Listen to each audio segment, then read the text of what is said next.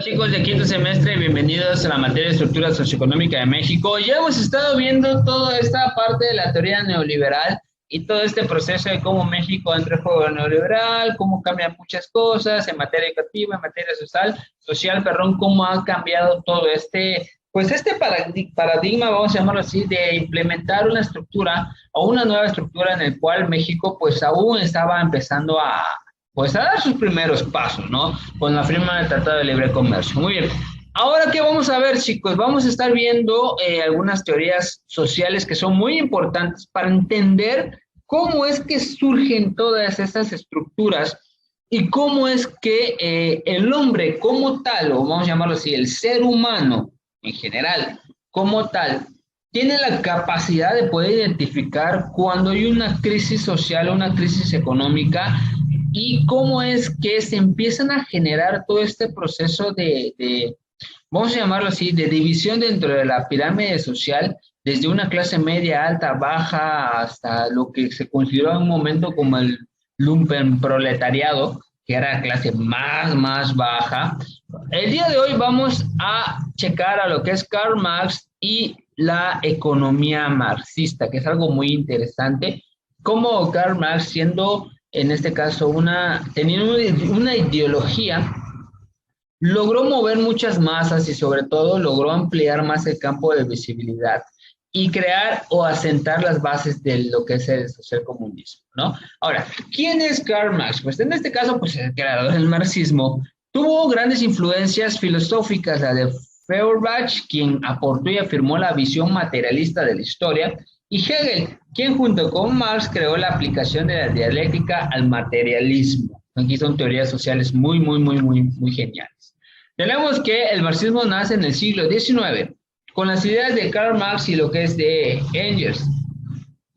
Esto con base en el desarrollo de la revolución industrial. Cabe recalcar, chavos, que la revolución industrial vino a ser un paradigma o vino a ser un movimiento muy grande, no solamente en materia de industrialización, sino en materia que tiene que ver con la economía, sino en materia social, en materia política, donde muchos, vamos a llamarlo así, antiguos regímenes o el antiguo régimen, vino a caer y a crear nuevos estados, ¿no? Desde la unificación de Italia hasta la separación del Reino de Alemania, etcétera, y cómo es que nacen pues los nuevos países conocemos, ¿no? Ahora, ¿qué influencias tenía su teoría? Primero, el pensamiento materialista francés de fines del siglo XVIII, que llamaron materialismo mecanicista, que tiene que ver muchísimo con en este caso, creación de división de clases sociales, y al fin y al cabo, viene a estudiar muchísimo cómo es que el ser humano desde antes de la revolución industrial ya cargaba con el peso de una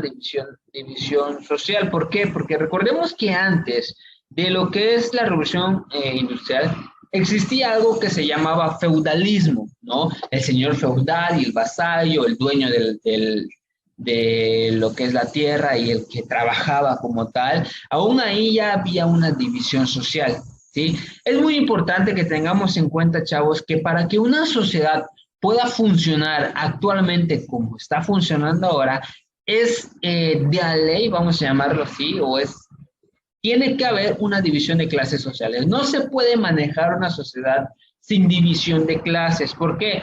Porque no habría o no había, bueno, no, más bien sí, no habría esa necesidad de aspirar a más, ¿sí? Seríamos a cierto punto una sociedad conformista, es decir, imagínense, eh, no sé, imagínense que estamos en un gobierno, pues, donde todos somos iguales, social comunista, donde dicen, nos va a tocar un pan diario cada quien, ¿sí? Entonces no hay una división social, bueno, aún así sigue habiendo, ¿no? El que da el pan y el que lo recibe, ¿no? Pero entre la sociedad como tal, tiene que haber una división social. ¿Por qué? Porque ahí nace lo que es la ambición. Sí, en la ambición de expansionismo, la ambición de poder superarte. Y por ejemplo, si tú dices, no, es que me va a dar un pan diario, pues mejor, ¿por qué no me dan la harina? Si yo de un pan saco puedo sacar más, ¿no? Entonces ahí ya empieza digamos, que abrir más la mente y de a fuerzas tiene que haber una división social, chavos, eso es muy importante, ¿no? La dialéctica de la filosofía clásica alemana, la economía política clásica inglesa que explicó las primeras leyes sobre las contradicciones económicas. Entonces, todas estas teorías, chavo, estamos hablando que del siglo XVIII, de 1700 a 1800, donde al fin y al cabo estaba toda esta era de la revolución industrial, donde vino a cambiar muchísimos, porque recordemos que hacen a un lado la agricultura y se instaura como primer lugar la industrialización y todo este proceso de máquinas, donde ahora nacen los agentes económicos, es decir, donde nacen los que tienen la capacidad de tener una máquina y al quien le van a pagar por solamente mover esa máquina, ¿no? Ahora, también menciona que la economía marxista desciende de la economía clásica, se deriva de la obra de Karl Marx llamada El Capital, que fue publicado en alemán en 1867. En él, Marx se centró en la teoría del valor trabajo, o lo que él consideraba explotación del trabajo por el capital. Es decir, Karl Marx tenía esa visión, vamos a llamarlo así, o veía más allá de lo que una persona, vamos a decir, ve como algo común. Karl Marx tenía esa posibilidad o esa visión o esa amplitud mental de poder, en este caso vamos a llamarlo así, no escarbar qué es lo que está pasando adentro de él, ¿no? Estamos hablando que empieza todo este proceso de revolución industrial, este proceso de las máquinas, donde se empieza a contratar a gente que sepa realmente manejar esas máquinas o crear esas máquinas, ¿sí? Ya no es de que, por ejemplo, te voy a contratar porque me abras 50 huequitos diarios y metas 50 semillas diarias. Ah, lo hago, ¿no? Ahora te dicen, ¿sabes mover esta máquina? Sí, ok, te voy a pagar tanto porque te voy a pagar, por ejemplo, ¿no? 20 pesos porque de 6 de la mañana a 6 de la noche me abras todos los huequitos que puedas. Ya no vas a abrir 50, ahora vas a manejar una máquina que va a hacer más rápido la abertura de huequitos, pero te van a pagar por poco, ¿no? Entonces, aquí en Karl Marx entra lo que es el valor del trabajo o la explotación laboral, vamos a llamarlo así, por la remuneración de lo que tú haces, ¿no? Que al fin y al cabo, quien va a salir beneficiado, pues va a ser lo que es el dueño de la fábrica como tal, ¿no? Es decir, si tú te tardas, por ejemplo, a ti te van a pagar, un ejemplo, a ti te van a pagar 100 pesos por zapato, un ejemplo, 100 pesos por zapato, pero tú te tardas 2, 3 días, un ejemplo, haciendo un zapato, por 2 o 3 días nada más te van a pagar 100 pesos, ¿sí? En cambio, el dueño va a vender ese zapato en 200 pesos y él va a tener, en ese caso, menos tiempo para ganarlo. Es decir, que él lo puede vender en 5 minutos, ya se ganó 200 pesos. Lo que a ti te costó ganar 100 pesos en 3 días, él va a ganar el doble en 5 minutos, un ejemplo, ¿no? Entonces, aquí es donde Karl Marx considera todo este proceso de explotación del trabajo por el capital, por una remuneración.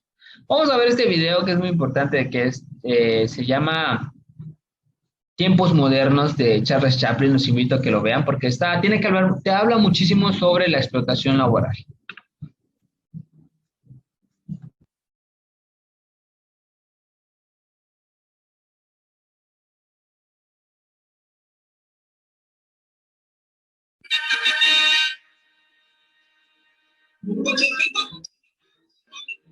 Attention foreman.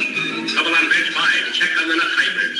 Nut coming through loose on bench 5. Attention foreman.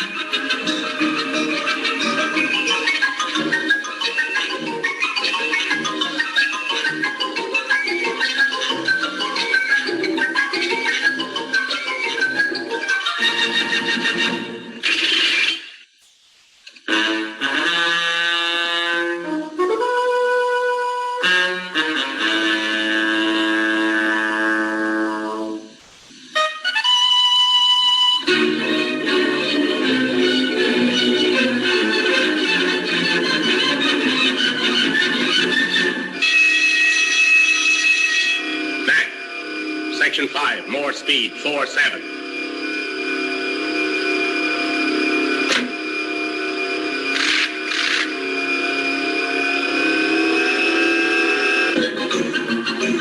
Relief man passing. Relief man passing.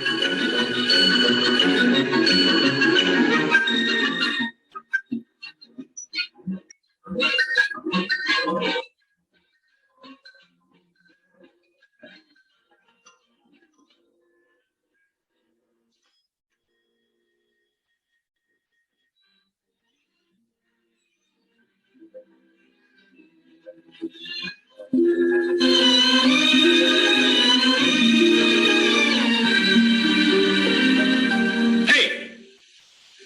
Quit stalling. Get back to work. Go on.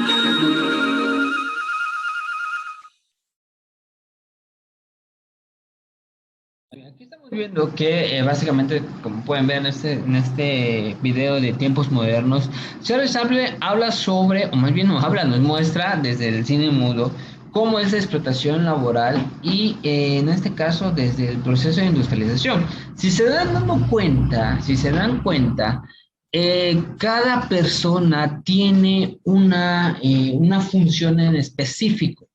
Y si una persona no llega a realizar ese trabajo en específico, toda la estructura cae. Que ese también es una teoría social muy interesante que se llama el funcionalismo, ¿sí? Al igual que el estructuralismo, que tiene que ver muchísimo con la par. Entonces, Karl Marx aquí nos habla, o más bien hacemos referencia con él, sobre ese proceso de explotación laboral por una remuneración económica. Si dando cuenta, por ejemplo, él pidió tiempo para ir a descansar y el jefe inmediatamente le habló que no, que se vaya a trabajar. Entonces, estamos hablando que hay una explotación laboral, una sobrecarga laboral para poder obtener, en este caso, una remuneración económica no tan grande, ¿no? Entonces, esto tiene que ver muchísimo con lo que dice la economía de Karl Marx. ¿Sale? Y aquí nos dice que las ideas de Karl Marx como precursoras de la escuela marxista desarrollaron una concepción del mundo económico y sociopolítico y socioeconómico basada en la interpretación materialista de la evolución, es decir, vamos a llamarlo así, no evidencias, sino lo que el hombre hizo antes para poder llegar hasta ahora, ¿no? Ahora, aquí nos habla que una visión dialéctica del cambio social y un análisis de las relaciones entre clases sociales y su aplicación en el análisis y crítica del capitalismo. Es decir, como vimos en tiempos anteriores, el inicio de lo que es la estructura socioeconómica de México, lo que es el estructuralismo junto con el marxismo también tiene que ver muchísimo, porque al fin y al cabo tiene que haber una estructura dentro de una organización, vamos a llamarlo así, dentro de un rubro, para que esa estructura o esa relación social de trabajo laboral social pueda generar algo, ¿no? Por ejemplo, vemos en el video a 3 personas que están, en este caso, dentro de una cadena de manufactura, ¿no? Dentro de una cadena de armamento, de armado.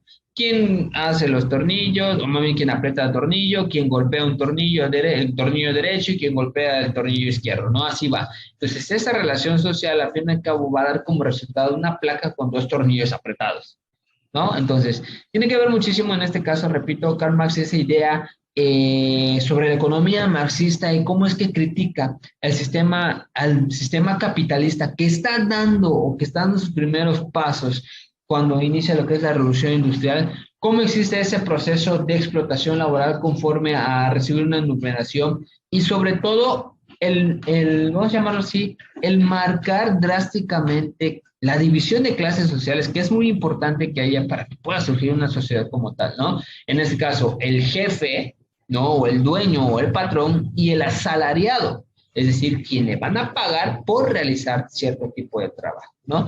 Te invito a que investigues un poco más sobre la economía marxista para que abras un poco más ahí, en este caso tengas más ideas de cómo es que se desarrolla la sociedad y cómo es que de eso, de la revolución industrial y de las primeras ideas marxistas, llegamos al sistema neoliberal, que es lo que está ahora, en este caso, pues en el mundo, ¿no? ¿Cómo fue desde una perspectiva, estamos hablando desde una visión del siglo XVIII, desde 1700 a 1800, cómo esa crítica de algo que están haciendo aún se puede tocar utilizando esas bases con el sistema neoliberal que ahora pues estamos viviendo en el mundo actual, ¿no? Te invito a que investigues un poco más y cheques más sobre esta teoría para que te informes. Ya en la siguiente sesión vamos a estar checando algunos otros temas igual con la teoría marxista, pero desde otro enfoque, un enfoque más social. ¿Vale? Muy bien, nos vemos en la siguiente sesión, chavos. Que tengan un excelente inicio de semana. Cuídense. Bye.